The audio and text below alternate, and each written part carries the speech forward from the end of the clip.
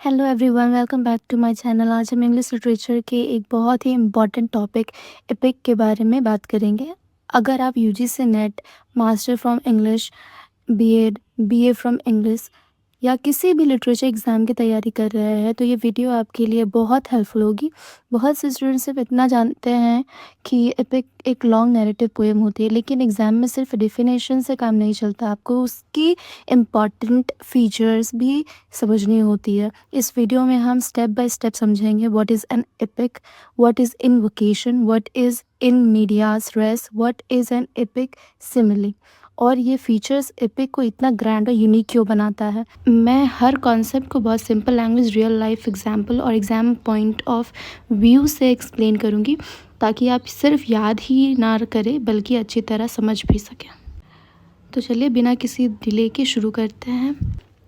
सबसे पहले हम एपिक के बारे में समझेंगे कि an epic is a long narrative poem that tell the story of a great hero whose actions are important to a nation और टू ह्यूमैनिटी। ये एक लंबी नैरेटिव पोएम होती है जिसमें किसी महान हीरो की ब्रेवरी, स्ट्रगल, वॉर्स, जर्नी और ग्रेट अचीवमेंट्स का जिक्र करता है। ठीक है, तो let's see some features.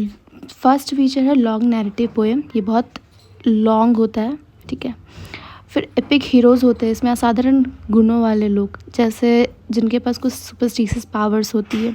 Grand themes होते हैं। ठीक है, सब्जेक्ट महान होता है, जैसे वॉर, रिलीजियस, नेशन, ह्यूमैनिटी, ये सारे इसके ग्रैंड सब्जेक्ट्स होते हैं जो थी इस पूरे एपिक को ग्रैंड बनाता है। सुपरनैचुरल एलिमेंट्स होते हैं जैसे देवता, राक्षस, superstitious powers. Beginning with an invocation. Invocation means होता है कि इन्वोकेशन का मतलब होता है शुरुआत में भगवान, देवी या डिवाइन पावर से प्रेयर करना कि वे कवि को अच्छी तरह लिखने की शक्ति और प्रेरणा दे। यानी कहानी शुरू करने से पहले गॉड को प्रेयर के साथ इनवाइट करना ताकि पोएट की मदद करे। मतलब कोई भी स्टार्टिंग करने से पहले हम लोग गॉड से प्रे करते हैं, तो वही है invocation. Start in medias res, मतलब कि कहानी शुरुआत बिगनिंग से नहीं बल्कि बीच, मिडल से शुरू होती है। बाद में राइटर जो है इसको फ्लैशबैक के थ्रू, कन्वर्सेशन के थ्रू पहले के इंसिडेंट को बताता है। इससे क्या होता है कि स्टोरी इंटरेस्टिंग बनती है, सस्पेंस क्रिएट होता होगा।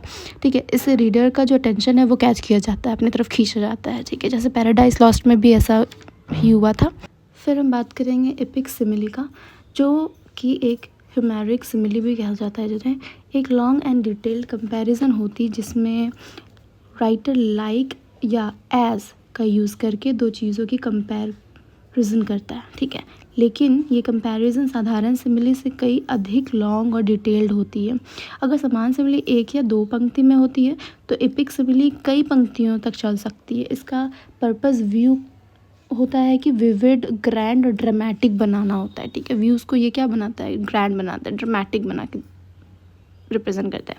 फिर नेक्स्ट है long speeches and battle. Long speeches का मतलब है कि पिक्स में कैरेक्टर लंबे लंबे भाषण देते हैं। ठीक है, बैटल का मतलब तो आप जानते ही हैं कि बड़े बड़े वॉर और डिटेल वॉर का वर्णन होता है। ठीक है, ये जो लॉन्ग स्पीचेस होता है ये इसलिए होता है ताकि हीरोज़ के जो करेज है, ठीक है, लीडरशिप को शो किया जा सके। ठीक है, कैरेक्टर के थॉट, इमोशंस को रिवील किया जा सके, सबके सामने रख सके।